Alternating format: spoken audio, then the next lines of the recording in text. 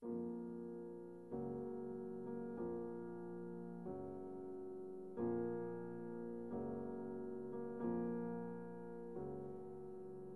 31.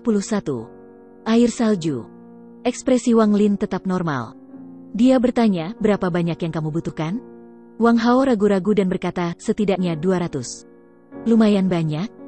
Untuk apa kamu membutuhkannya? Wang Lin tertegun. Dia memang memiliki 200 jimat. Dia telah menerima hampir 500 dari suap. Wang Hao menghela nafas dan berkata, dengan wajah pahit, Saudara Tizu, dalam 2 bulan ini akan menjadi kompetisi murid dalam. Meskipun aku dapat berpartisipasi, aku tidak memiliki peluang untuk menang. Tapi aku menolak untuk menyerah.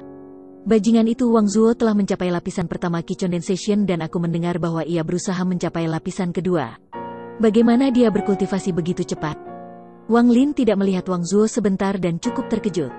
Tampaknya bakat itu sangat penting. Wang Hao mengungkapkan ekspresi marah dan berkata itu hanya karena dia memiliki tuan yang baik. Majikannya tidak peduli dengan harganya dan memohon pada tuanku untuk beberapa pil Foundation Establishment. Itu adalah pil yang sangat berharga di dalam sekte. Setelah makan pil, kecepatan kultivasi meningkat secara drastis. Wang Lin mengangguk dan bertanya, apa hubungannya ini dengan kamu meminjam jimat? Wang Hao bergumam, tentu saja ada koneksi. Kamu tidak banyak berinteraksi dengan orang lain, tetapi sebulan sebelum kompetisi, semua murid dalam akan mengadakan pertukaran kecil. Di sana, semua orang mengambil harta mereka untuk ditukar dengan persiapan terakhir. Aku mendengar dari beberapa senior yang hadir sebelumnya. Mereka mengatakan bahwa selama pertukaran, apapun dapat digunakan, seperti pedang terbang, harta sihir, pil, dan lain-lain. Setelah Wang Lin mendengar ini, jantungnya mulai berdebar. Dia tidak memiliki banyak minat dalam pedang terbang atau harta magis, tetapi mantra untuk tahap Qi Condensation penting baginya. Berpikir bahwa ia mungkin dapat memperolehnya di bursa, ia merenung sejenak dan berkata, murid-murid dalam saling mempercayai satu sama lain untuk hanya melakukan pertukaran ini? Wang Hao tertawa dan berkata, Saudara Tizu, kamu telah mengajukan pertanyaan penting. Ada satu aturan selama pertukaran ini, dan itu juga persyaratan untuk memasuki pertukaran. Artinya, miliki pil penyamaran.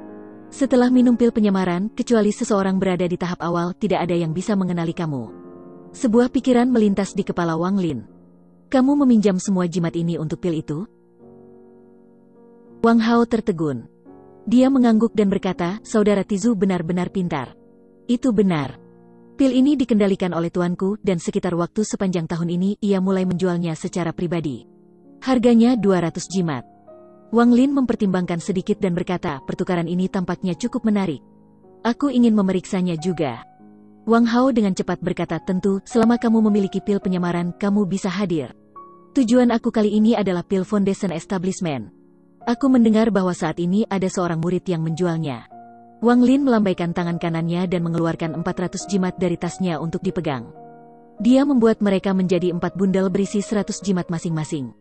Mata Wang Hao menyala, lalu menyimpannya di tasnya.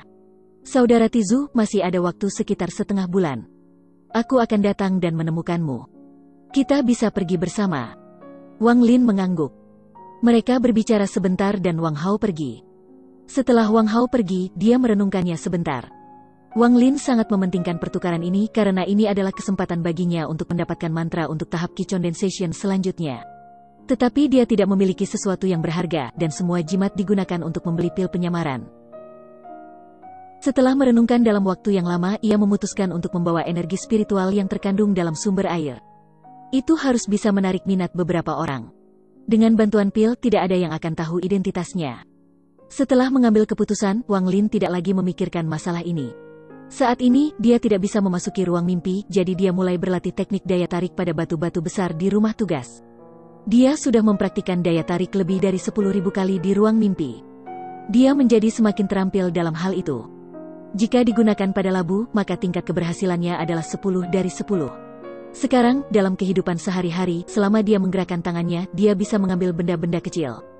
Jika ukurannya terlalu besar, tingkat keberhasilannya akan lebih rendah, tetapi dengan energi spiritualnya masih tumbuh, dan setelah dia memasuki lapisan kedua, teknik gaya daya tarik mulai menunjukkan kekuatan sebenarnya.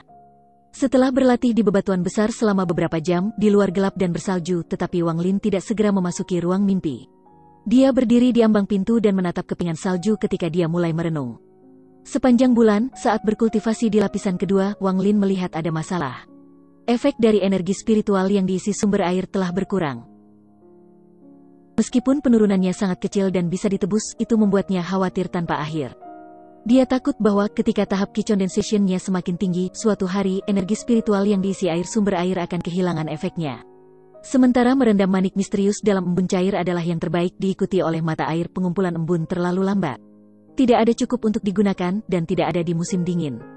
Mata air itu paling mudah dan paling praktis untuk didapatkan dan ia memiliki persediaan yang tak ada habisnya. Namun, jika suatu hari mata air itu tidak lagi efektif, Wang Lin perlu memiliki sesuatu untuk menggantikannya.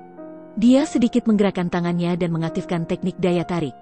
Bongkahan-bongkahan salju terbentuk menjadi seekor naga dan menyerbu panci besar di ruangan itu. Setelah beberapa saat, Wang Lin mengisi setengah panci. Dia menghentikan teknik daya tarik dan datang ke sebelah pot. Dia membentuk segel dengan tangan kanannya. Setelah lebih dari 10 percobaan, ia akhirnya membentuk bola api berukuran bayi. Bola api itu memancarkan banyak panas dan dengan cepat melelehkan salju. Setelah semua salju mencair, dia menyeka keringat di dahinya. Terus menggunakan dua teknik telah membuatnya sangat lelah. Tidak ada banyak air salju di panci. Dia melemparkan manik misterius itu ke dalam panci dan mengeluarkannya 10 menit kemudian. Dia sekarang memiliki pemahaman yang sangat baik tentang manik misterius itu. Merendamnya dalam mata air selama 10 menit adalah batasnya. Dia telah mencoba merendamnya lebih lama, tetapi menemukan bahwa selama setidaknya 10 menit efeknya tetap sama. Dia minum air, kemudian menutup matanya dan dengan hati-hati memeriksa perubahan energi spiritual di tubuhnya. Sesaat kemudian, dia membuka matanya dan bergumam, efeknya jauh lebih baik daripada mata air, tetapi masih di bawah embun. Itu bisa digunakan. Dia segera mengambil labu yang tak terhitung jumlahnya. Itu semua adalah labu yang telah dikumpulkannya di gunung. Setelah bekerja sepanjang malam, semua salju di halamannya hilang. Salju itu mengisi sebagian kecil labu dengan air energi spiritual.